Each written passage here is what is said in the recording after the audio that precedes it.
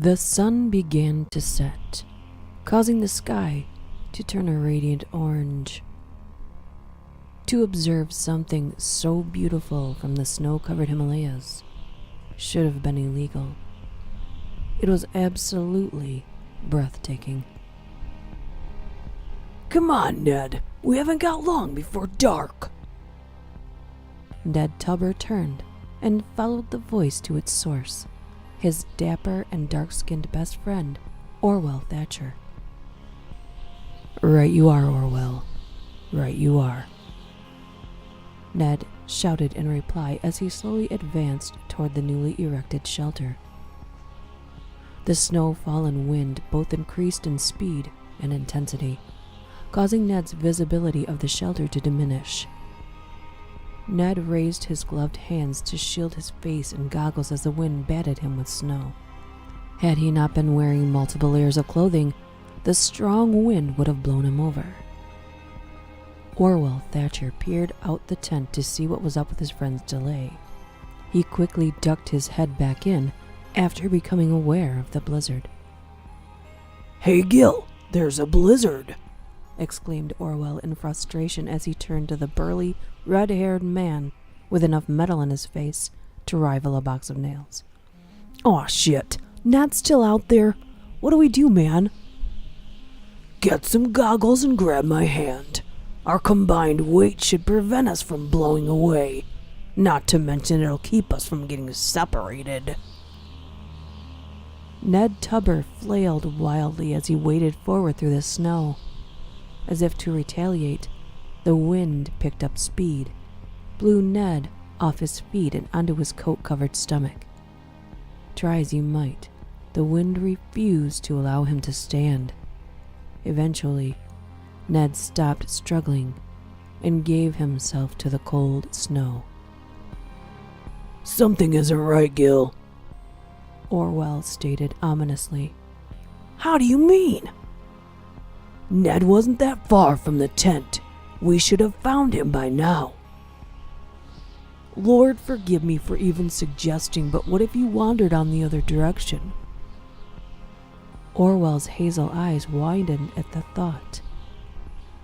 The two men carried on for a minute until Gil suggested what Orwell was thinking, but refusing to suggest. It was time to head back to the shelter, or they'd both freeze to death. Orwell relented after a minor debate. As the men walked toward the camp, Gil tripped and let out a curse as his hand let go of Orwell's as he fell. Are you all right? Yeah, I'm better than all right, man. Look what I found. Orwell peered down and saw that Gil had tripped over an unconscious Ned. After helping Gil up, Orwell lifted up Ned and swung his arms around his and Gil's shoulders. The two men carried their unconscious climbing buddy back to their tent. Ned awoke to find his finely groomed friend Orwell sitting next to him. Ned replayed the last few events in his mind before speaking. Thanks, Orwell. Don't worry about it, buddy. That wind was so strong and unreal it blew me off my feet, and I just couldn't manage to get back up. It wasn't the wind. Pardon? It wasn't the wind. Something clawed your back and knocked you down. We noticed a claw mark in your coat after we got back here. Luckily, it didn't penetrate beyond that. Whatever it was, just managed to knock the wind out of you. I suppose it could have been a Himalayan black bear. Impossible.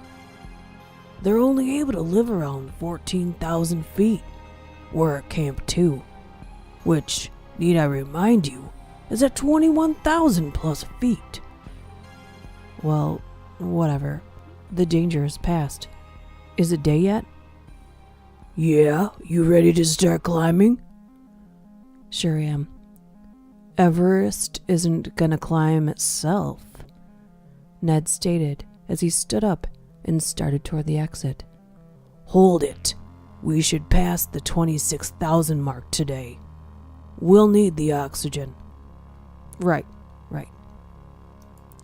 After the two men finished equipping their oxygen tanks and masks, they headed outside. The two men were shocked by what they saw upon exiting the tent. A few feet in front of them stood Gilbert Sachs, with smoke rising above his head due to the blunt in his hand.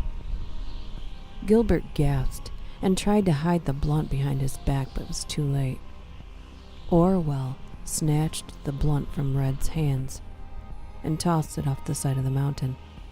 "Not cool, man," Gilbert mustered. "I told you to leave that shit at home, and you should have known better, seeing as how drugs destroyed Orwell's family," Ned replied with disinterest. "But it was for my glaucoma." "That old excuse. Come up with something better. Actually, just don't smoke that crap, especially around me," Orwell said in a strained voice. "Go get your oxygen so that we can pack up and get climbing." The three men dug into the snow-covered mountain with their ice axes and continued their quest to reach Everest's summit.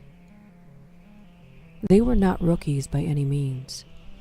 Therefore, they moved with grand precision, always carefully placing their feet into the fresh-cut footholds.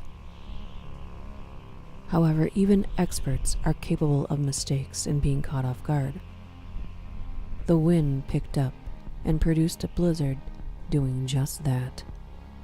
"I say, what the hell is up with this weather?" Nell shouted to Orwell and Gilbert. "At this rate, we aren't going to make it back home, let alone to the top," Orwell replied. Gilbert, who was taking up the rear, looked to his left and noticed a cave that was embedded into the side of the mountain. "Hey man, there's something over here. It looks like a cave. We could wait it out in there." The three mountaineers climbed over and made their way into the cave one by one. "If we head in deeper, we might find an exit closer to the top. We'll get out of the wind if nothing else," Orwell stated. "It sure beats sitting here and waiting out this hormonal weather," Ned replied with enthusiasm. The cavern darkened the further they went, at least briefly, until they reached a point where small holes in the mountainside were present and small rays of light shone through. Ned ran his hand across a few of the holes. "This feels strange, like it was cut out or carved. It feels chipped," Ned stated in disbelief. "Huh, you're right. There's no way that's natural," Orwell replied in an astonished tone. A shuffling sound echoed from farther down the cave. It gradually became louder and louder. The sound was getting closer. "Let's head back the other way. There shouldn't be any life this high up, and I'd rather not deal with whatever I'm hearing," Ned whispered to his two friends. Before another word could be said or any action taken, a large white figure lumbered into view. The four beings stood still, eyeing each other intently. The white of the figure was snow. Its fur was naturally black and was that of a Himalayan black bear. Upon closer inspection, Ned came to realize that the fur wasn't the creature's own. It was no bear. The others seemed to realize this truth as well. Gilbert Sachs dropped to his knees and produced a cross from one of his coat pockets. Gilbert raised the cross up to his eye level and began to chant, "The power of Christ compels you. Oh God, help me, man." The creature's purple eyes peeked out from underneath the fur coat and regarded the speaking human very briefly before it raised a fur-covered appendage and shot forth a black tentacle-like appendage with 3 sharp prongs. The prongs struck the praying man in the stomach and acted as a fishing line which reeled the screaming, wounded man back to the beast. Ned and Orwell momentarily stared in disbelief before making a run for it. Ned felt a mix of sadness and relief when Gilbert's screaming ceased. The relief lasted only a moment, as if the two men's imagination regarding the fate of their friend wasn't enough. The loud popping sound could be heard, followed by something that sounded like marbles hitting the floor. Although they had a considerable lead, a shower of crimson managed to coat some of the cave wall in front of them. As Ned ran, he noticed a rolling sound which was getting closer. As the sound passed him, Ned saw that it wasn't marbles rolling across the floor, but some of the metal that had been in Gilbert's face. Another horrible realization hit the men as they neared the exit. The blood wasn't splashing on the wall in front of them.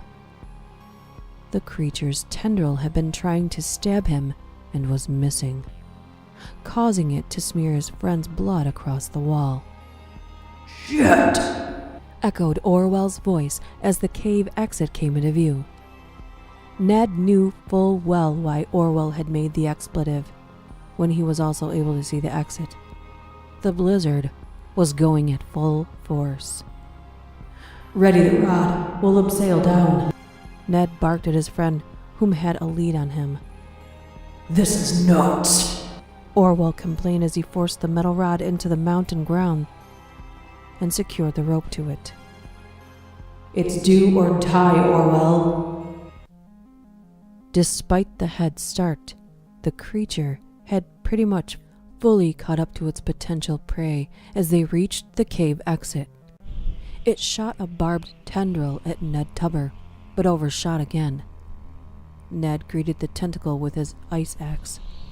The beast let out a mighty roar as it shot out its other tendril in response. Although the prongs missed, the appendage struck Ned and sent him off the side of the mountain. Orwell heard screaming and cursing as he descended the rope. He saw Ned fall right past him. Ned reached out as he fell and by sheer skill or perhaps luck caught the rappel rope with his right hand. Orwell grinned at the sight, but his grin quickly became replaced with a frown when he looked back up and saw that the snow creature had lifted the metal rod which secured the rope out of the ground. After letting out a blood-curdling roar, the thing threw rod and rope off the side of Mount Everest.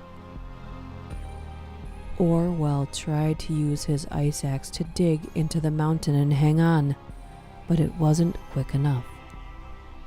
While Ned's was still firmly placed in the beast's appendage, both men fell. Ned uprighted himself off the snow. He had been fortunate enough not to have such a falling distance. Orwell was not so lucky. Orwell had broken nearly every significant bone in his body and died upon impact with the ground. Ned staggered to base camp too despite the weather conditions. Eventually, a separate group of mountaineers spotted Ned and helped him down the mountain. Ned Tubber went home to his wife and young son. He'd spread tales of a snow monster, which he believed was a Yeti. Only his wife believed his claims. Ned would often relive the event in his nightmares and would carry the worst sort of guilt for the rest of his life. Survivor's guilt.